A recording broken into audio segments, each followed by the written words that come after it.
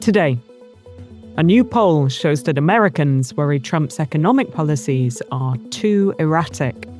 Are Senate Democrats raising the risk of a shutdown? And will Made in America make clothes more expensive? We hear from the menswear guy. It's Thursday, March 13th. This is Reuters World News, bringing you everything you need to know from the front lines in 10 minutes every weekday. I'm Sharon Reich-Garson in New Jersey. And I'm Tara Oakes in Liverpool.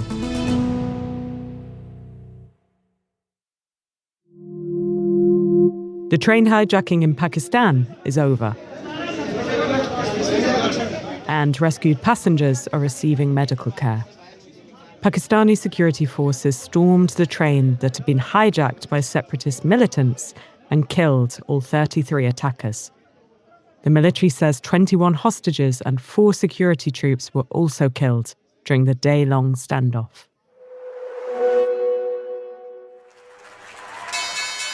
US President Donald Trump says he'll impose additional penalties if the European Union follows through with its plans to enact counter-tariffs on some US goods next month. Speaking from the Oval Office just hours after 25% duties on all US steel and aluminum imports took effect, Trump pushed back on the idea that his stop-start tariffs reflect inconsistent policy. It's not called inconsistency, it's called flexibility. And we now have some data about how Americans feel about it all. Our politics editor Scott Malone is here to unpack what we've learned from our latest poll. A Reuters Ipsos poll completed on Wednesday found that a majority of Americans, 57%, believe that President Donald Trump has been erratic in his economic policies in his first weeks in office. That comes at a time that Trump has started trade wars with some of the nation's largest trading partners, including Canada, Mexico, and China. And that trade war and the on-again, off-again nature of it has contributed to significant sell-offs in stocks in the United States and other parts of the world. There was a pronounced partisan breakdown in voters' views, with about 9 out of 10 Democrats saying they believe Trump's policy has been erratic, compared to 3 out of 10 Republicans. So that's a minority view on the Republican side of the aisle, but a significant minority view. It's also important to note that the poll found that Americans' top concern, the thing that they really want Trump to be tackling, is inflation and the cost of living. 6 out of 10 respondents cited that as their top goal for him. That's substantially more than cited other Trump priorities.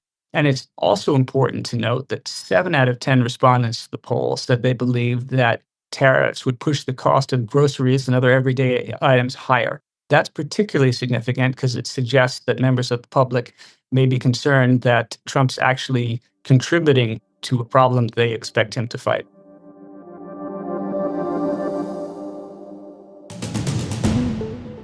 Russia has given the US a list of its demands for a deal to end the war with Ukraine. That's according to 2 sources familiar with the matter. It's not clear exactly what Moscow has on the list or whether there's a willingness to hold talks with Kyiv before those demands are accepted. But on the battlefield, Russian President Vladimir Putin visited the front lines in Kursk for the first time since Ukraine attacked the region. Appearing in military fatigues, Putin ordered top commanders to defeat Ukrainian forces as soon as possible.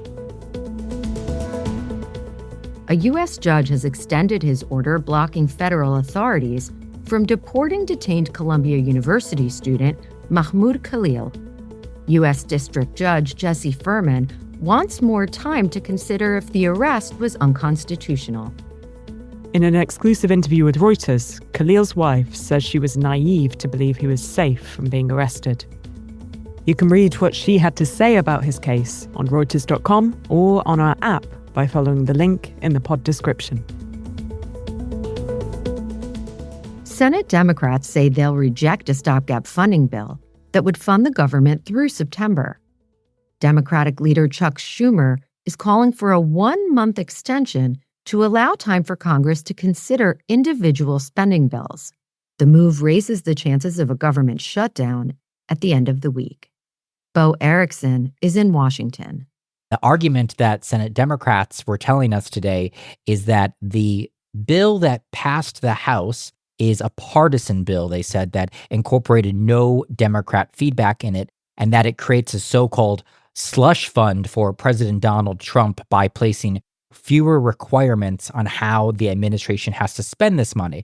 So they said, because Democrats were not given a voice in this process, we are not going to put forward these kind of procedural votes in order to move the funding bill forward. They say 4 weeks would allow both Democrats and Republican appropriators to get back in the room and work on a longer-term government funding package that incorporates priorities from both parties.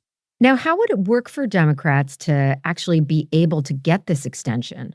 Right now, the Senate Democrats, they are saying they are going to hold firm together and that they will not vote to advance the bill forward to kind of that final passage. That's called a cloture vote. I think it's important to note, though, that there are some Democrats already who seem like they are willing to support the House-passed spending bill. One specifically, I spoke with Senator John Fetterman today. He's a moderate Democrat from Pennsylvania. And he told us, look, there is some pressure to vote for this bill, especially for Democrats in competitive states, the more moderate ones, because if they do not come up with an alternative, they could look like they are the ones that are withholding their votes and potentially causing a shutdown at the end of this week. Security forces in Argentina clash with an unlikely mix of retirees and soccer fans at a protest against President Javier Milei's pension cuts. Police used water cannons and rubber bullets to disperse the demonstrators.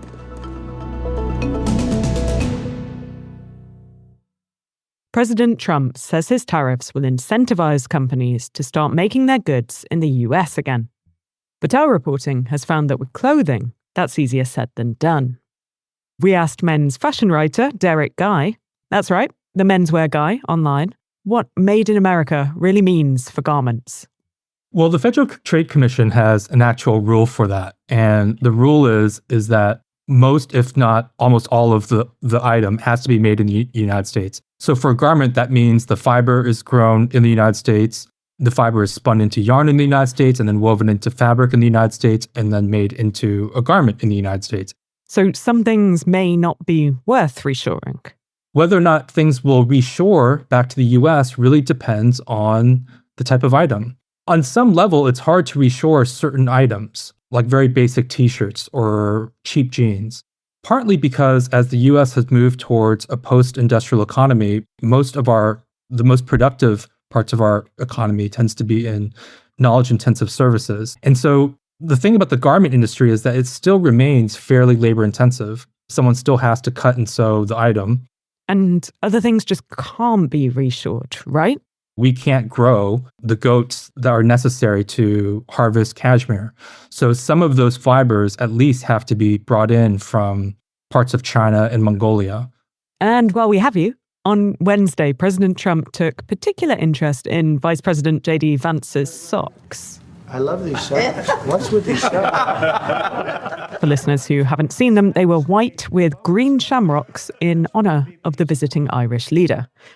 So, Derek, what's your take? Did he pull it off? I think it would have looked better in dark socks. I mean, I have to admit I'm not crazy about these kind of like novelty socks. George H.W. Bush famously loved fun socks. I think it's easier to pull them off when you're George H.W. Bush in his older years. But if you had to, and certainly when the Irish leader is coming to visit, I think it's, as much as there's an occasion to do so, that's maybe an occasion to do so. But it would have been better if he wore darker socks. You can read more on why a major shift to US clothing production is unlikely by following the link to our Reuters article in the description.